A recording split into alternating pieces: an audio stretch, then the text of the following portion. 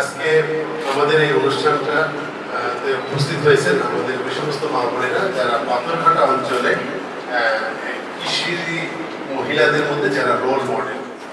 আমার মাঠেরটা পরে বলছে, আগে বলছে আমার যে হেরা আছে 50% জমিতে আমার ঘেরা আছে, গেলে আমার ড্রাগনের বাগান আছে, রেড রেড পেঁপে আছে, এরপর সব ধরনের সবজি আমি চাষ করে থাকি ওখানে।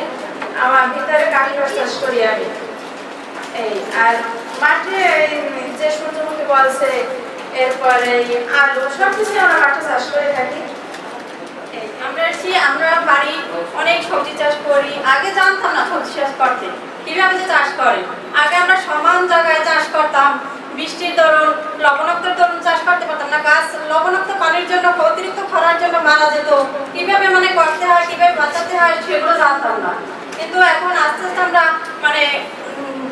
অনেক পদ্ধতি জানতে পারছি, বেড পদ্ধতি, বস্তা পদ্ধতি, মাছা পদ্ধতি, টাওয়ার পদ্ধতি। তবে এইভাবে আমরা এখন অনেক সবজি চাষ করতেছি এবং আমি রেডি পেঁপে চারা চাষ করছি অনেক। তারপর আমি এবার 25 বস্তা আদা চাষ করছি। অনেক ভালো হয়েছে, এখন পর্যন্ত উঠাই নেই, তবে আশা করি অনেক ভালো হয়েছে এবং সামনে আরো চেষ্টা করবো আরো বেশি করার জন্য, সামনে আগাবো আরো। তারপরে আমি বাড়ি নিজেই লাউ চারা লাগাই, তারপর কুমড়ো চারা, বেগুন চারা। এই যে দিদি বললো যে মরিচ চারা, বেগুন চারা, এগুলো আমরাও বাড়িতে করি। আমরা বাড়িতে বাজার থেকে কিনে আনি না, চারাগুলো আমরা নিজেরাই বাড়িতে করি, করে তারপর নিজেরাই আবার লাগাই। অনেক NSS থেকে আমরা অনেক ট্রেনিংও পাইছি, এই দিয়ে আমরা অনেক আগাই গেছি।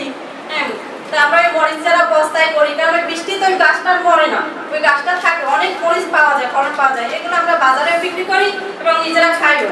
অনেক উন্নতির দিকে আয়ের দিকে গেছি এবং চেষ্টা করবো আরো উন্নতি করতে, আরো লাভবান হওয়ার জন্য। ধন্যবাদ সবাই।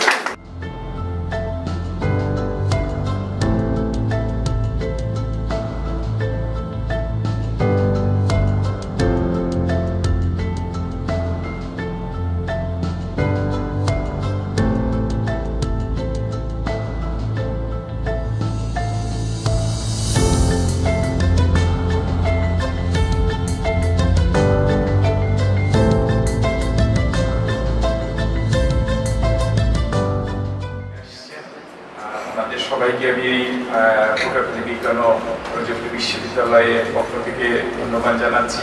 আমাকে এখানে আসার সুযোগ করে দিয়েছেন, এর জন্য রব্বানী স্যারকে অনেক ধন্যবাদ এবং কৃতজ্ঞতা প্রকাশ করছি। আমরা আশা করি আপনাদের যে অলিখিত কৌশলগুলো আমাদের লিখিত কৌশলের সাথে যোগ করে আমরা সামনের দিকে এগিয়ে যাব। কৃষিক্ষেত্র, মৎস্য ক্ষেত্র এবং পশুপালনের সাথে যারা জড়িত আছেন তাদের এই অভিজ্ঞতাগুলো আমরা ভাগাভাগি করে দিব, এই আশাবাদ করে আজকে সারাদিন আপনাদের ভালো কাটুক এই বলে আমি আমার বক্তব্য শেষ করছি। সাথে সাথে আজকের এই অনুষ্ঠানের উদ্বোধন ঘোষণা করছি।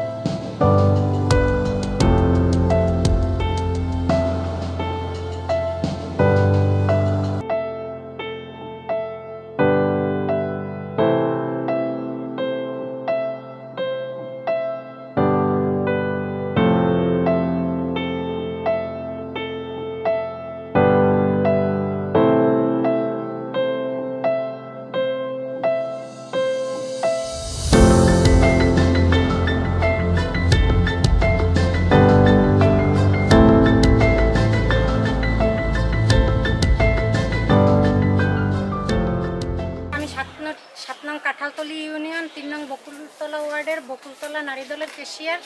আমি আজকে এখানে আসতে পেরে নিজেকে অনেক ধন্য মনে করছি এবং সবথেকে যাদেরকে স্মরণ করব তারা হলো NSS। তাদের কারণেই আজকে এখানে আসা। উদ্দেশ্য হচ্ছে আমরা বাড়িতে বসে যে কী কৃষিকাজ করি তার ভিত্তিতে এখানে আসা, বাড়িতে যে কাজ করি তার পাশাপাশি আমরা আজকে এখানে আসছি। এখানে স্যাররা যে কৃষি করে তারা আমাদের কৃষি আমরাও করি, তা আমরা তো স্বল্প পরিসরে করি, আর সেই জন্য আজকে আমরা আমাদের থেকে এখানে স্যারদের কৃষি আমরা দেখতে আসছি। আমরা যা করি স্যারদের থেকে আমরা আরও কিছু শিখতে চাই, এবং স্যারদের এই যে আমরা বাগান বাড়ি দেখলাম তা থেকে আমরা অনেক কিছু শিখছি, এবং বাড়িতে গিয়ে আমরাও চেষ্টা করব তাদের মতো কাজ করার জন্য। আমি চরদানি কারতলা থেকে বলছি। আমি এনএসএস এর একজন নারী দলের সদস্য।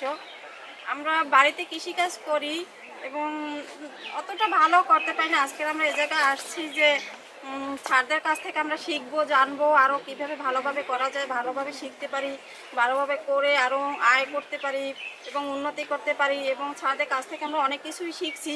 আমরা এগুলো বাড়িতে যে আমরা নিজেরা তো শিখবো, করবো এবং আমাদের আশেপাশে যারা আছে তাদেরকেও বলবো, শিখাবো এবং তাদেরকেও বলবো যে তোমরা এভাবে করবে। আমি অনেক তরকারি চাষ করি, সবজি মাছা পদ্ধতিতে এবং বেড পদ্ধতিতে। এবারে আমি নতুন একটা সবজি চাষ করছি, এটা হচ্ছে ওলকচু।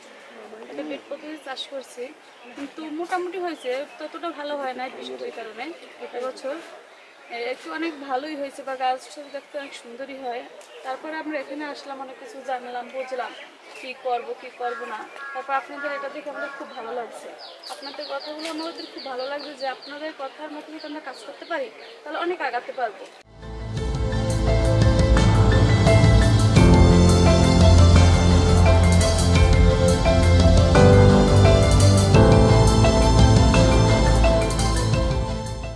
ইভেন আপনি কলম তৈরি করতে পারেন নিজের বাড়িতে, ভালো দেশি আমের চারা তৈরি করবেন, তার উপর আপনি ফজলি আমটাকে জোড়া দিবেন, সেই চারা আপনি বিক্রি করলেন।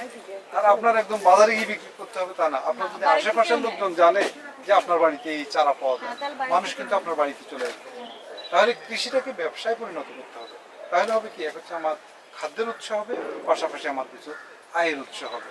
আর সেই ব্যবসায় পরিণত করতে গেলে আমাদের চিন্তা চেতনার পরিবর্তন আনতে হবে, আর আমাকে খুঁজে বের করতে হবে যে কোথায় কি ভালো প্রযুক্তি আছে।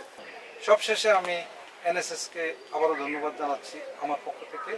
আসলে আমরা অনেক ব্যস্ত থাকি, তারপর আমি মনে করি কৃষকের মুখে যদি আমরা একটু হাসি ফোটাতে পারি, সেটা হলো আমাদের গবেষণা বা আমাদের শিক্ষকতার সবচেয়ে সফলতা। তো আপনারা এরপরেও সুযোগ পেলে ইনশাল্লাহ আসবেন। আর একটা কথা এসেছিল যে এই সমস্ত জিনিস আমরা কিভাবে পাবো। আমরা আমাদের একটা ভ্যারাইটি আছে যেটা ওই বীজবিহীন বিলাতি গাছ, সেটা এনএসএসকে আমরা কয়েকটা কলম আজকে উপহার হিসেবে দেবো। আর আমাদের এখানে একটা সিস্টেম আছে, এটা একটা সরকারি প্রতিষ্ঠান, আমাদের গবেষণার অতিরিক্ত অংশটুকু আমরা বিক্রি করি। স্যারকে আমাদের পক্ষ থেকে অনেক অনেক ধন্যবাদ, শুধু স্যারকে না, ইউনিভার্সিটির কর্তৃপক্ষ সবাইকে। বিসি স্যার আজকে সকাল থেকে আমাদেরকে উদ্বোধন করেছেন, সময় দিয়েছেন। তারপরে হচ্ছে যে পারভেজ স্যার এখানের, তারপরে হচ্ছে প্রভিসি, ট্রেজারার, সবাই আমাদেরকে সময় দিয়েছেন। এই জন্য আমরা অত্যন্ত কৃতজ্ঞ, এবং তাদের আচরণে এবং তাদের কথায় এবং তাদের আমাদের সকাল থেকে যে সময় দিয়েছেন, এই জন্য আমরা অত্যন্ত অভিভূত। এনএসএস এর পক্ষ থেকে স্যারদের সবাইকে অনেক অনেক কৃতজ্ঞতা জানাচ্ছি।